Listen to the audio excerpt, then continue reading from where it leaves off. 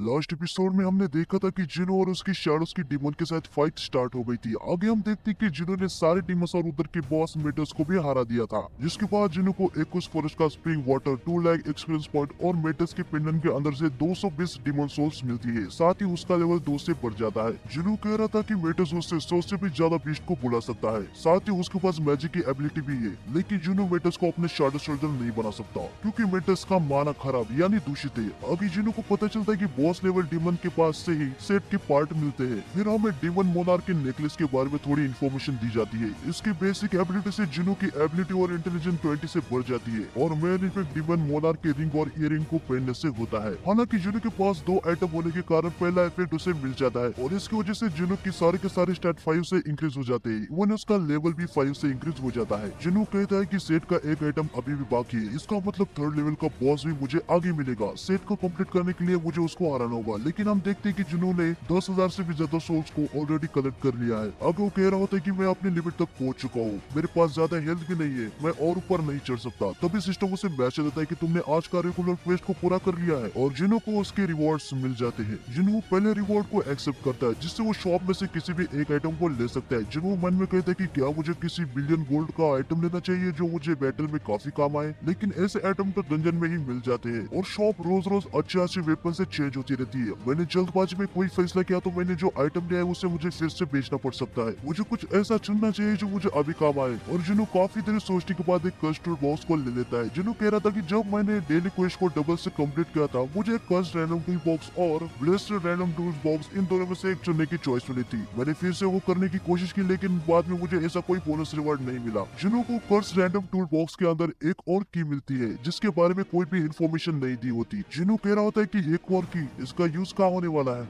जाने दो, मुझे इसे कहीं रख देना होगा। कस्ट टूल बॉक्स मुझे वही आइटम देता है जिसकी मुझे जरूरत होती है। आगे जिनो दूसरे रिवॉर्ड को भी एक्सेप्ट करता है, जिससे उसको 20 बोनस स्टैट मिल जाते हैं और वो उन्हें इंटेलिजेंस में डाल देता है। और फाइनली वो तीसरे रिवॉर्ड को भी एक्सेप्ट कर लेता है। जिनो कहता है मैं कुछ खास रिवॉर्ड की उम्मीद नहीं कर रहा क्योंकि ये मेरा दूसरा रैंडम रिवॉर्ड है। जिनो को होली वाटर ऑफ लाइफ का ब्लूप्रिंट मिलता है, जिससे वो होली लाइफ ऑफ वाटर को बना सकता है। फिर हमें फेडरल ब्यूरो ऑफ हंटर्स की बिल्डिंग को दिखाते हैं, जो कि पूरी की पूरी जल रही होती है। फायर ब्रिगेड उस आग को बुझा रहे थे। डेप्यूटी डायरेक्टर का एक मेंबर उनसे कह रहा था, मैंने सुना था कि जब 2 एस रैंक के हंटर एक दूसरे से भिड़ते हैं तो पूरा का पूरा लैंड तक तबाह हो सकता है। ये किसी चमत्कार से कम नहीं कि बस इतना ही डिस्ट्रक्शन हुआ है। डेप्यूटी डायरेक्टर कहते हैं, तुमने सही कहा, फिर भी देखा जाए तो इसे बैटल भी नहीं कह सकते। डोंगसो उसके सामने बच्चे जैसा था, रियल डैमेज होने से पहले वो हार गया। आगे हम देखते हैं कि जिनो अपनी माँ से मिलने आया था, वो अपनी माँ के पास बैठ जाता है। फिर हमें होली वाटर ऑफ लाइफ के बारे में और इन्फॉर्मेशन दी जाती है। ये वाटर रेस लेवल का है। ये एक ऐसा मिस्टीरियस पोशन है जो पावरफुल मैजिक का यूज करके अपने यूजर की किसी भी बीमारी का इलाज कर देता है। जिनो कहता है कि शायद ही मेरे माँ का इलाज कर दे। होली वाटर को बनाने के लिए 3 आइटम्स की जरूरत है, जिनमें से जिनो के पास 2 आइटम ऑलरेडी है जो उसे वुल्कान और मेटल्स को हराने के बाद मिले थे। अब उसे बस एक ही आइटम चाहिए था, जो कि था purified blood of the demon king. अभी जिनो कहता है कि मैंने डीमन कासल को क्लियर किया तो मैं होली लाइफ ऑफ वाटर को बना सकता हूँ। एक हफ्ते से डीमन कासल पे चढ़ने से मेरा लेवल 16 से बढ़ा है और अभी मैं एस रैंक का बन चुका हूँ, तो मुझे डरने की कोई भी जरूरत नहीं है। वो अपनी माँ से कहते कि बस थोड़ा और रुक जाओ माँ, मैं आपको जल्द ही ठीक कर दूंगा। आगे हम कोरिया के हंटर एसोसिएशन को देखते हैं, जहाँ का स्टाफ कल रात की न्यूज के बारे में देख रहा होता है। जिनो यहाँ अपना रीइवैक्यूएशन करने आया था। मिस्टर जंग उसके साइड वाली मेंबर से कहते हैं कि आजकल ये बहुत हो रहा है, उस पर ज्यादा टाइम वेस्ट मत करना, उसे कहना पे करो और उसे इवैक्यूएशन रूम की तरफ भेज दो। फिर मिस्टर जंग उसका नाम देखते हैं और वो तुरंत बेक यूनो को कॉल लगा देते हैं और उसे कहते कि मिस्टर बेक, आपने जिस हंटर के बारे में कहा था ना, वो यहाँ आ चुका है। ये सुन के बेक थोड़ा सा हैरान हो जाता है। वो मिस्टर जंग से कहते कि क्या वो वहाँ पे आया है। मिस्टर जंग उन्हें बताते हैं कि हाँ, वो यहाँ अपना री-इवैक्यूएशन करने आया है। वो लेडी जिनो को इवैक्यूएशन रूम की तरफ ले जाती है। आगे हम देखते हैं कि यहाँ पहले से 3 लोग चेक करने के लिए आए थे। 2 हंटर काफी ज्यादा एक्सपेक्टेशन के साथ अंदर जाते हैं, पर उन दोनों का ही रैंक ही आता है। उसे देख के जिनो के साइड का एक इंसान काफी ज्यादा डर रहा था, क्योंकि उसे कम से कम C रैंक तो लाना ही था, जिससे वो अपने बेटी के साथ अच्छे से रह पाए। पहले 2 हंटर का हाल देख के वो काफी ज्यादा डर जाता है और वो जिनो को पहले जाने के लिए कहता है और जिनो भी मान जाता है। जिनो इवैक्यूएशन रूम में जाता है। वो लेडी उसका नाम उसे पूछती है। जिनो उसे बताता है कि मेरा नाम है संग जिनो। फिर वो लेडी कंप्यूटर में उसका डाटा चेक करती है। उसे पता चलता है कि जिनो पहले से इवैक्यूएटेड है और वो एक E रैंक का अवेक हुआ था। वो लेडी जिनो से पूछती है कि क्या आप यार इवैक्यूएशन करने आए हैं। जिनो कहता है कि हाँ। फिर वो लेडी मन में कह रही थी कि सारे के सारे हंटर जो यार इवैक्यूएशन करने आते हैं वो E रैंक के ही होते हैं। वो जिनो को बताती कि तुम्हें बस उस ब्लैक ओप पे अपना हाथ रखना है। जिनो उस पे हाथ रख देता है। वो लेडी रिजल्ट देख रही होती है, पर उधर एरर मैसेज आ जाता है। वो जिनो से कहती कि जरा एक पल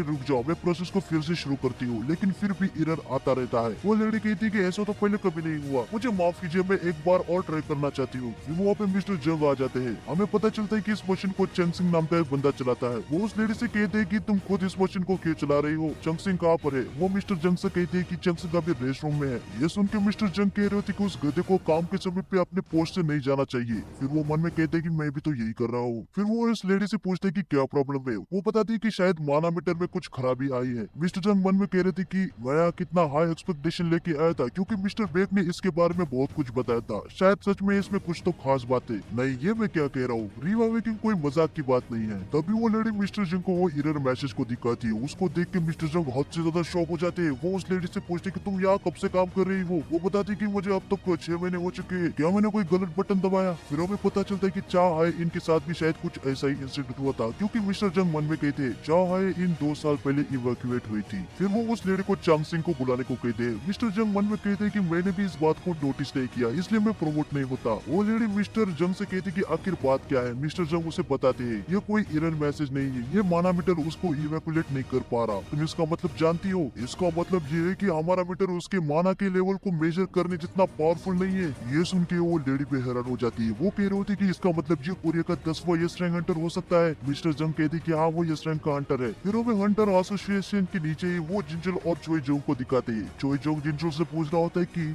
मिस्टर वू, मैंने सुना कि वांग अचानक से कोरिया में आया था, क्या ये सच है? उसका रेड गेट इंसिडेंट के साथ कुछ लेना देना नहीं है। जिंजल उसे बताता है कि हाँ टॉम्स ने उन सर्वाइवर को नहीं बचाया था। मैं आपको यकीन दिला सकता हूँ क्योंकि मैं खुद उस दिन वहाँ था। चोई जोंग उसे पूछता है कि इसका मतलब तुम जानते हो कि ये किसने किया है। जिंजल उसे बताता है मुझे डिटेल में नहीं पता सर, क्योंकि मैं वहाँ पे आखिर तक नहीं था। हालांकि मुझे किसी पे शक है। तो भी जिंजल अचानक से बोलना बंद कर देता है और वो मन में कह रहा होता है कि मुझे अभी भी कंफर्म नहीं पता कि ये उसी ने किया है। लेकिन चोई जोंग इस बात को समझ जाता है और उससे कहता है कि अच्छा तो तुमने तय किया कि तुम जब तक उस बात को पूरी तरीके से कंफर्म नहीं कर लेते तब तक मुझे नहीं बताओगे। कोई बात नहीं, मैं समझ गया। वैसे भी मैं वो पंखों वाले एड्स में ज्यादा इंटरेस्टेड हूँ जिसकी लाश जापान के किनारे मिली थी। जिंजल कहता है कि वैसे तो बस एक ही पंख वाली एंट की लाश मिली है, लेकिन अगर पंख वाली एंट्स जेजू आइसलैंड से उड़ के दूसरे देशों में जाने लगी या होने से पहले सारे गिल्ड के हंटर्स को इसके बारे में बताया जाएगा। चोई जोंग भी कहते हैं कि हाँ सारे गिल्ड के हंटर एक दूसरे के साथ कोऑपरेट करेंगे। तभी चोई जोंग को अचानक से बी वाली बिल्डिंग से काफी ज्यादा आवाज आ रही होती है। जिंजल कहता है मुझे तो कोई भी आवाज नहीं आ रही। चोई जोंग उसे कहता है कि इन जैसी चीजों से मैं कुछ ज्यादा ही सेंसिटिव हूँ। जिंजल कहता है लगता है कोई हंटर इवैक्यूएशन में कुछ दिक्कत दे रहा है, मैं जाके चेक करता हूँ। चोई जोंग उसे कहता है कि नहीं, मुझे खुद जाके देखना है। आगे हम देखते हैं कि मिस्टर जंग जिन्हों से कहते हैं कि अभी के मशीन से आपका माना लेवल मेजर नहीं हो रहा, हमें इससे भी ज्यादा एडवांस माना मीटर चाहिए। इसके लिए हमें हायर अप से परमिशन चाहिए। क्या अब 3 दिन बाद आएंगे?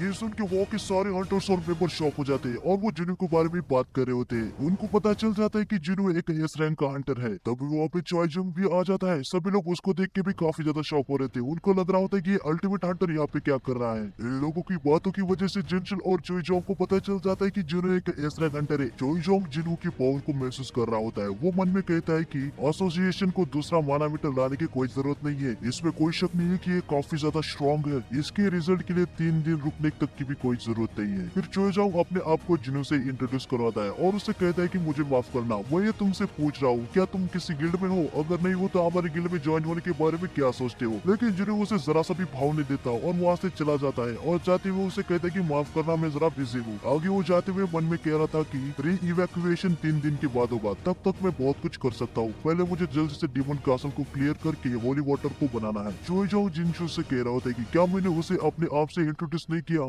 लगता है मैंने अच्छे से कोशिश नहीं की। तभी चोई जोंग नोटिस करता है कि जिन्हो डिसअपियर हो चुका है, वो भी बिना किसी ट्रेस के साथ। इससे उसे लग रहा था कि जिन्हो असैसिन टाइप हंटर है। वो उसे रिक्रूट करने के बारे में सोच रहा था, जिसकी वजह से उसकी गिल्ड में 3 एस रैंक हंटर हो जाते हैं और इसकी वजह से उसका जो गिल्ड है ना सिर्फ कोरिया का नहीं बल्कि पूरी दुनिया में सबसे स्ट्रॉन्गेस्ट बन जाएगा। लेकिन तभी वहाँ पे बेक काफी तेजी से दौड़ते हुए आता है। बेक और चोई जोंग दोनों एक दूसरे को देख कर शॉक हो जाते हैं। चोई जोंग मन में कह रहा होता है कि ये यहाँ पे क्या कर रहा है। व्हाइट टाइगर गिल्ड की बिल्डिंग तो यहाँ से काफी दूर है। वो काफी तेजी से सांसें ले रहा है। इसका मतलब वो जितना जल्दी हो सके उतना जल्दी यहाँ पर आना चाहता था। चोई जोंग समझ जाता है कि बेक को इसके बारे में सब कुछ पता है, यानी जिन्हों के बारे में। और चोई जोंग यहाँ पे एक और बात को समझ जाता है, जो रेड गेट का इंसिडेंट था उसमें जो सर्वाइवर को बचाने वाला और को नहीं बल्कि जिन्हों ही था। आगे वो मन में कह रहा होता है कि बेक उसे ऐसे ही नहीं छोड़ेगा। हालांकि अभी वो जिन्हों को नहीं रोकेगा। अभी मेरे मेरी उसके साथ इंटेलिजेंस से मुझे इतना तो पता चल गया कि वो कोई ऐसा इंसान नहीं जिसे कंट्रोल किया जा सके। वेग भी मन में कह रहा होता है, लगता है मैं काफी लेट हो गया।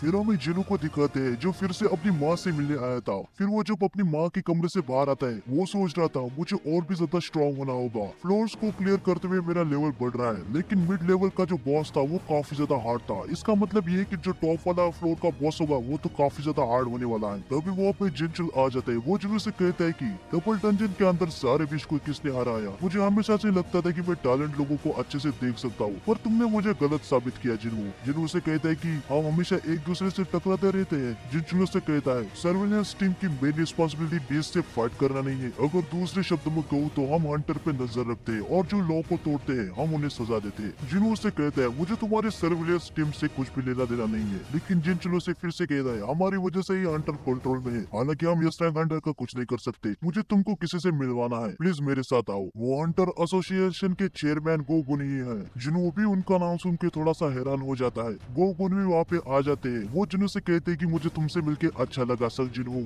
जिनू उनके साथ शेक हैंड कर लेता है। वो मन में सोच रहा था कि भले ही उम्र में 80 साल से ज्यादा है, लेकिन इनके पास किसी रिटायर रेसल की तरह बॉडी है और ये एक यस रैंक के हैं। चेयरमैन गोगुन भी जिनू को यस रैंक हंटर बनने के लिए कांग्रेचुलेशन करते हैं, पर जिनू उन्हें कहते हैं कि मुझे अभी रिवैक्यूलेशन करना बाकी है। गोगुन उसे कहता है तुम्हें री इवैक्यूएट करने की कोई जरूरत नहीं है। एडवांस मानोमीटर की बहुत कम चांसेस है कि वो इवैक्यूएशन को मेजर ना कर पाए, क्योंकि वो रेंज से बाहर वाले को भी मेजर कर सकता है। उसको ऐसा बनाया गया था। अगर मीटर फुल रेंज को मेजर करता तो तुम्हारा डबल एस या ट्रिपल एस रैंक आ जाता। हालांकि तुम्हारे पावर को मेजर करने के लिए कितने भी एस लगे जाए इसका कोई फायदा नहीं और रिजल्ट एक्यूरेट नहीं आएगा। मुझे पता है ये सुनकर तुम ये जानना चाहोगे कि आखिर ये री इवैक्यूएशन प्रोसेस क्यों है। ये इसीलिए है ताकि हम तुम जैसे किसी से मिल पाए जिसकी ताकत की कोई सीमा ही ना हो। इसके बारे में और भी बहुत कुछ है, लेकिन मैं अभी इसके बारे में तुमसे ज्यादा बात नहीं करने वाला। चलो तुम्हें मेन मुद्दे की बात बताता हूँ। हम कॉर्पोरेशन नहीं है तो हम तुम्हें बहुत ज्यादा पैसे देने का प्रॉमिस नहीं कर सकते। हालांकि मैं तुम्हें दूसरे तरीके से हेल्प कर सकता हूँ। जिन्होंने उसे कहते कि आप क्या कहना चाहते हो। गोगोनी उनसे कहते कि मैं ये कहना चाहता हूँ कि मैं तुम्हारे करियर के लिए दूसरा रास्ता प्रोवाइड कर सकता हूँ। और आज के एपिसोड के लिए बस इतना ही। नेक्स्ट एपिसोड आएगा कल, तो चैनल को सब्सक्राइब कर देना और मुझे कमेंट सेक्शन में बताना कि एपिसोड आपको कैसा लगा। तो मिलते हैं नेक्स्ट एपिसोड में।